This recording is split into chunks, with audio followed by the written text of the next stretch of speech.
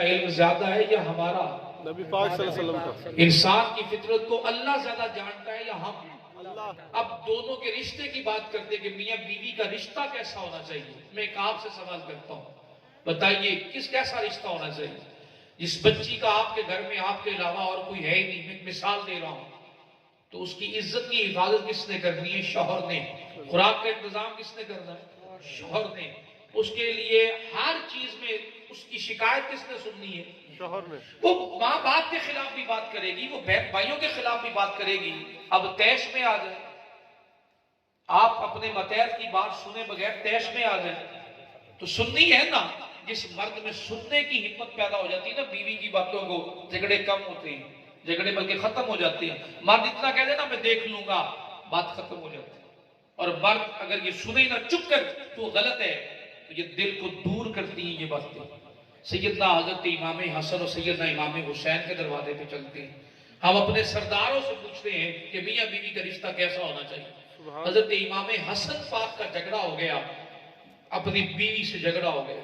حضرت امام حسین تشریف لے آئے سلام اللہ علیہ اجمعین. آپ تشریف لائے تو آ کر ارشاد فرمایا بھائی حسن جی آپ کا جھگڑا اپنی بیوی سے کس بات پہ ہوا؟ بھائی جان بتائیے نا جھگڑا کس بات پر ہوا؟ اب سیدنا امام حسن بتا دیتے تو کیا فرق پڑتا؟ حضرت امام حسین سے بڑھ کر امین کون ہے؟ ان سے زیادہ رازدار کون ہے؟ لیکن کیا رشتہ ہے میاں بیوی کا؟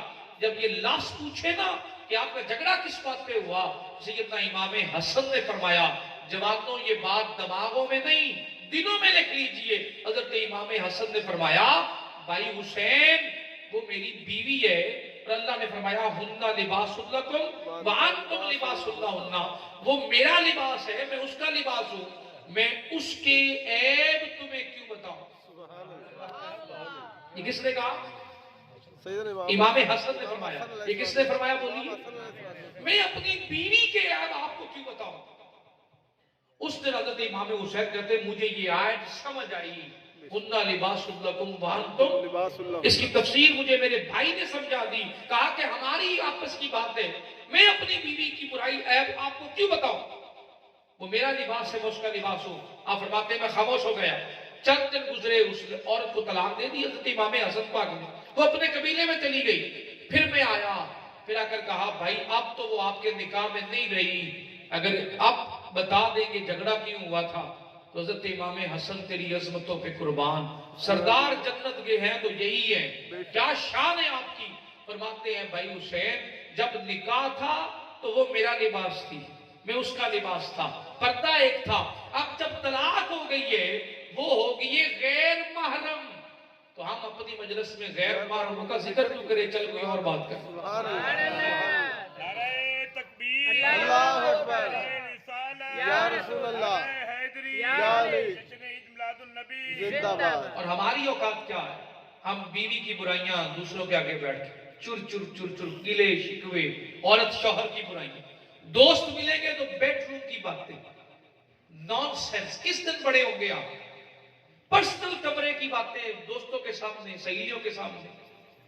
اور بچی اس کو بتا رہی ہوتی وہ ایک دوسرے کے کپڑے اتار رہے تھے. یہی تو پردہ ہے، یہی تو حیا ہے جو اللہ نے اس رشتے کے ذریعے جوڑا ہے.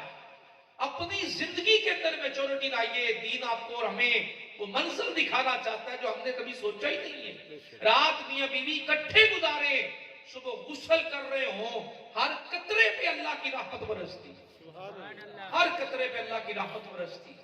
ہم نے اس رشتے کو کبھی گھنا ہی نہیں ہے، ویلیو ہی نہیں دی ہے. اور یقین کیجئے گا اس رشتے کو سمجھنے کے بعد اگر مرد اور عورت دونوں سمجھ لیں تو آنے والی نسلوں میں بڑا سکون ہوتا ہے. اپنی زندگی کی برائی بچوں کے سامنے نہ آنے دیں. اولاد کو اپنی زندگی سے الگ رکھیں. اولاد کو ویلیو ہی نہ دے کہ وہ آپ کے اور آپ کی بیوی کے معاملات میں شامل ہو. کبھی بچے باپ کی پارٹی بن جاتے تو کبھی ماں کی. یہ گھر کے اندر یہ جو سیاست ہے نا گھر کی، یہ ختم کرے. میاں بیوی کا رشتہ ہے تو بیڈ روم میں ہو. سنیے جھگڑا ختم ہونے کی بھی وضاحت کر کے بتا دوں. اگر آپ دونوں اپنا جھگڑا آپ صحن میں لے آئیں گے اور صحن سے آپ گلیوں میں لے آئیں گے اور گلیوں کے بعد عدالتوں میں چلے جائیں گے تو دونوں کی عزت خراب ہوگی. بالکل. صحن میں لائے تھے تو آپ نے بھائیوں کو شامل کیا، بہنوں کو شامل کیا.